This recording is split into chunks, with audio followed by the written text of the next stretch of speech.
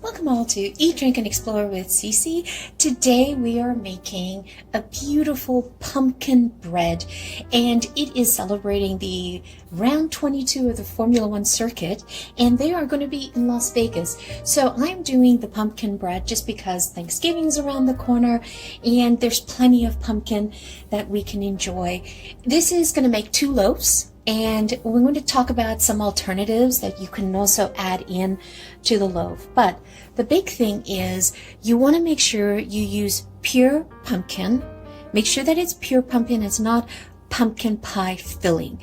You do not want the sugar and you do not want the spices in there. So pure pumpkin pie. And usually you can buy in the States a can of 15 ounces. So that will equal to 1 3/4 cups. You're going to need 1 1/4 cup of sort of like light brown sugar in there, and so make sure that you measure that correctly. And you're going to need 1 cup of just granulated sugar, and you're going to need 1 1/2 cups of buttermilk. I'm using avocado oil as my vegetable oil, but you can use any vegetable oil you want. I like to use avocado oil. It's just clean. So you're going to need a cup of that. You're going to need 3 eggs and 1 teaspoon of vanilla and the flour. So you can use all-purpose flour. You can do 3 cups of all-purpose flour, but then you're going to have to add in 1 1/2 teaspoons of baking powder and 1 teaspoon of baking soda. So what I like to use in my breads is I like to use the self-raising cake and pastry flour. I just find that it adds an airiness to my bread. It's not that heavy, dense bread. So I'm going to sift that into the bowl. So that's what I've got here, 3 cups of self-raising cake flour. But again, you can substitute it for all-purpose in there. What I'm also going to do is I'm going to put in 1 1/2 teaspoon of baking powder into my flour, even though it's there already, because self-raising flour comes already with the salt and the baking powder and already included. But I'm going to go ahead and add that. And again, I'm trying to get that sort of light fluffiness coming out. And then the star of the show is the pumpkin, but you're also going to have pumpkin pie spice. And I'm using this basic pumpkin pie spice. Try saying that quickly. And I'm using 2 teaspoons of that, but I'm also adding an extra teaspoon of ground cinnamon. I love cinnamon. I love that extra cinnamony taste in it, so you can add that in. If you like more a little bit on the savory side, you could add a dash of nutmeg in there as well, or a dash of allspice. This is what's so excellent about this bread, is that you can mix and match and substitute things. So for example, I'm using puree pumpkin here, but you could substitute the puree pumpkin with butternut squash puree or sweet potato puree and do the same ingredients. It's very adaptable. And I'm going to be, this is a 1/2 cup of pumpkin seed. Now, here's the trick. I love to use salted pumpkin seed. And the reason why I like salted, because you're using the brown sugar, the saltiness of the pumpkin seed offsets it and creates more of a safe loaf. Again, these are just my little tweaks that I love to do. And then you can also put in some walnuts. I'm going to chop these up and add them in. So remember I said it makes 2 loaves. So we can alternate how we're going to make this component. This comes really quickly together, and I'm not even going to take out the electrical beater. I am literally going to do this old-fashioned by hand. So let's get started. Now, before you get started on all of this, preheat your oven to 350. So my oven is currently preheated, is heating up. So what we're going to do in a large bowl, this is how simple it is. I'm going to grab the pumpkin and add that in. I love fall because, you know, this bread is so moist and so yummy with a hot cup of tea or coffee. just lovely. So I'm going to take the sugar, and this is just me. I like to sort of take a fork and just break up any sugar balls that I have. Because I do have the sugar stored in a container with a clay disc in it, and it preserves it beautifully. And I don't have to worry of it getting that rock hard mass. The white sugar.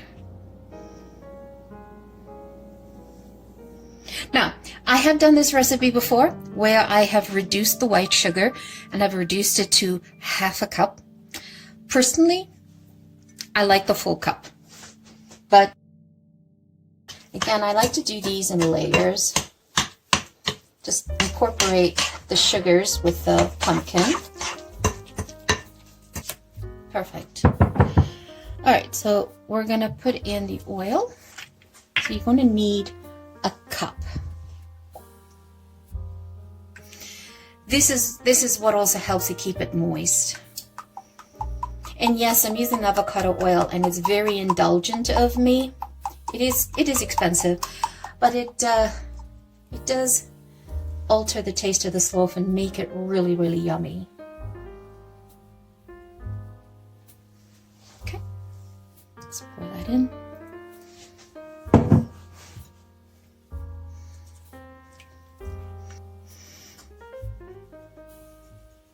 Remember, this makes 2 loaves, so don't get too hung up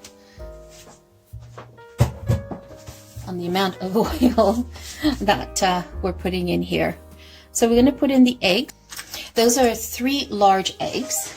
Let's break the eggs. Now, you could have just taken these eggs on a side bowl and just scrambled them together before putting it in this bowl. We need some buttermilk. If you can't find buttermilk in your grocery store, I'll leave in the description below where I do the ingredients recipe. I will leave how to make your own buttermilk. So we're going to need a half a cup. Perfect.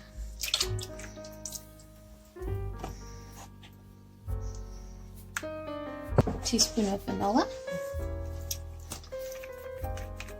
I say a teaspoon of vanilla, but if you like vanilla, put in as much as you want. I want to make this pumpkin loaf super, super indulgent. Okay, so this really looks nicely combined. Okay, so what we're going to do is add the flour, and I'm going to sift the flour in a little bit at a time. Even though this flour is self-raising and it's already sifted, I always like to do this because it adds some airiness to the loaf as well. It's worth the effort. I love doing this by hand because I think back to the old-time cooks, you know, in the 17th, 18th century, 19th century, where they didn't have any appliances, and how they made these beautiful concoctions in the kitchen that tasted amazing, which a lot of our recipes are based off of.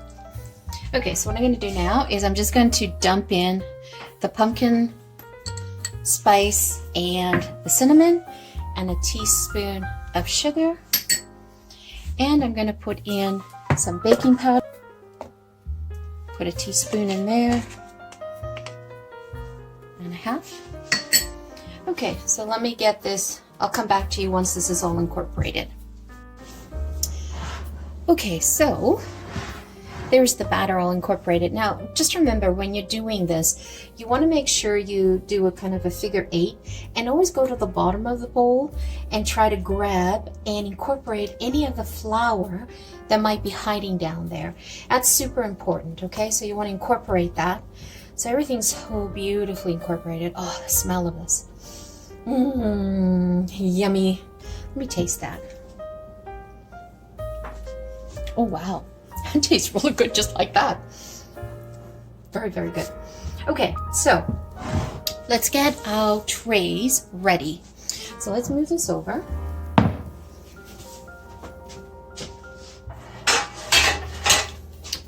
As I said, that it's going to make It's going to make two loaves. And I just got my avocado spray just to spray things. I had this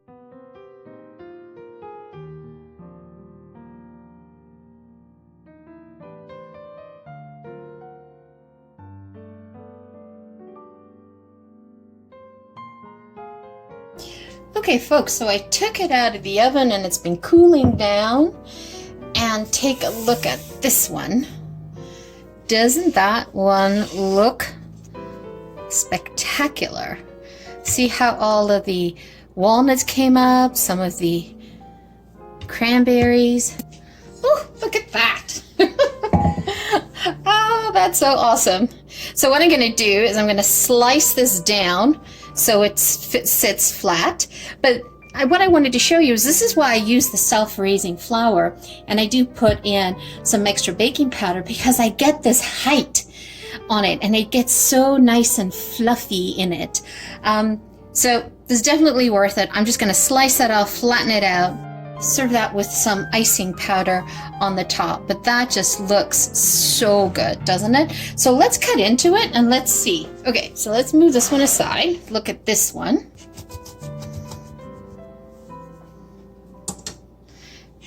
Ta-da! Ooh, look at that. Doesn't that look scrumptious? Oh, yes. I am definitely happy with that one. Look at that. So being generous with your mixings is definitely worth it. Now, let's give this one a whirl. Just cutting it so you guys can see it. Put it back together. Look at that. With the pumpkin seeds and the cranberries in there. So nice. So nice. We're going to have to give this a try. Give this a whirl. That's nice. It's not overbearingly pumpkin.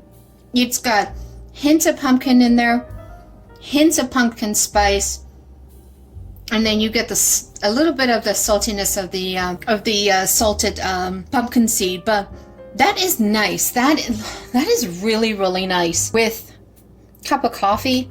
You don't even have to put butter on it. It is like so good. Look how moist.